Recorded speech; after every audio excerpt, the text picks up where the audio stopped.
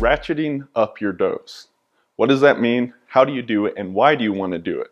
That's what we're talking about in today's video. Now, dosage is something we get a lot of questions about at Lost Empire Herbs. Every single one of our products has a recommended dose. And it's just that, it's a recommendation. It's a good starting point, something to get started with. But sometimes these have quite a range themselves. Ho Shou Wu, this has a recommended dose of 1/2 to 1 teaspoon twice per day. So that would be a total daily dose of 1 to 2 teaspoons worth of stuff. Not a huge range, but you compare that something with pine pollen where we're recommended from like a 1/2 teaspoon up to 3 tablespoons a day. Different herbs have different things.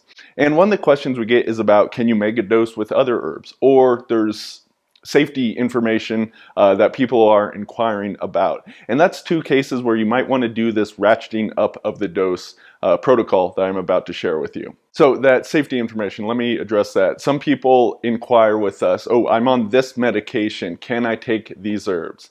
And sometimes that information just is not available. We don't have experience with those medications. There's no research around that. In that case, what you want to do is not even start with the recommended dose. You want to, if you are feeling like you want to experiment with this, the safest thing would be to do nothing, but you know, you can, there's some drawbacks from doing nothing as well. So you wouldn't get the help from the herbs. So if you choose, and this is something you can talk to your doctor, your naturopath, herbalist, someone to get some more information. But if you're willing to experiment, then what you want to do is start below the recommended dose.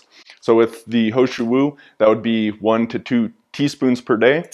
Let's take a 1/4 teaspoon. Just do that one dose a day. See what happens to your body. See if there are any negative side effects that may be from this interaction with the drugs.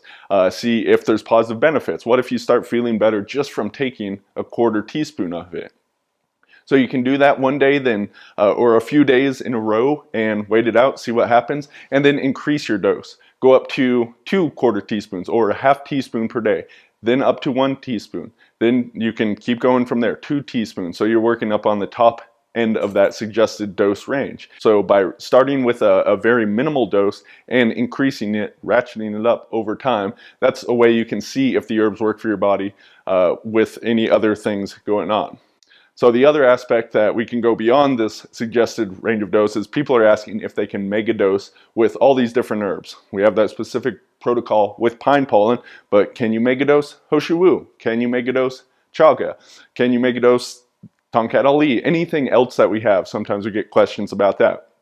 You can follow this same protocol. Let's say you're using already the maximum recommended suggested dose. Let's move over to our chaga here. So this is 1/4 to 1/2 a teaspoon per day. So same thing, you're taking a 1/2 teaspoon per day. Let's just increase it from there. Let's go to a little bit more than 1/2 teaspoon per day. Then let's amp it up to a teaspoon per day, then 1 1/2, then 2 teaspoons, then up to a tablespoon of chaga. Obviously, you'll go through the small size bag really quickly, but if you want to get more benefits, this can possibly be a good thing to do. There is a possible negative side to this one. You know, if you're taking huge doses, there may be some side effects that you wouldn't notice with other things. You may also get the opposite effect of what you want. Many of the herbs follow a bell-shaped curve where there's an optimal dosage, and hopefully that's in our suggested dosage range, but taking more isn't always better. Sometimes by taking too much, you're actually going to get the opposite effect of what you want. How this can happen, if you think of like receptor sites in our body, whether this is hormones or neurotransmitters or anything else like that, if you're adding an herb and they're hitting these receptor sites, that's giving you some benefit. But you do a huge dose and it can just kind of flood the system, where the system shuts down temporarily in order to just deal with the issue there, in which case you could notice the negative effect. That's just one example of how that might work, which is why you need to experiment with your dosage, as we always talk about. So in general with Ho Shou Wu, I have talked about this before, it does seem to be something that you can megadose safely.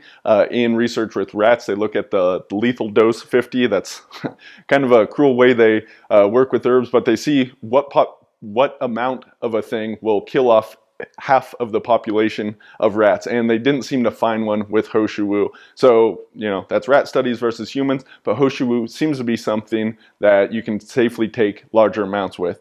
Chaga and other medicinal mushrooms, I would say the same thing. There's a certain grouping of diseases that I'm not going to mention for fear of government shutdown, but if I happen to be diagnosed with that thing, one of the things I would do is take a whole lot of medicinal mushrooms. Take a bunch of different ones because these seem to be something that really helps the immune system. And any place where you need that help, this could be a good area to focus on. And whether it's that normal dose or mega dose, that is up to you. But I just wanted to explain this ratcheting up of doses because this can be a great way to experiment with the herbs and find what works best for you. Of course, we have a lot more information about these herbs and all kinds of other things and more tips and tricks around dosage and using the herbs over at LostEmpireHerbs.com. If you're not on our website already, head on over there and check it out.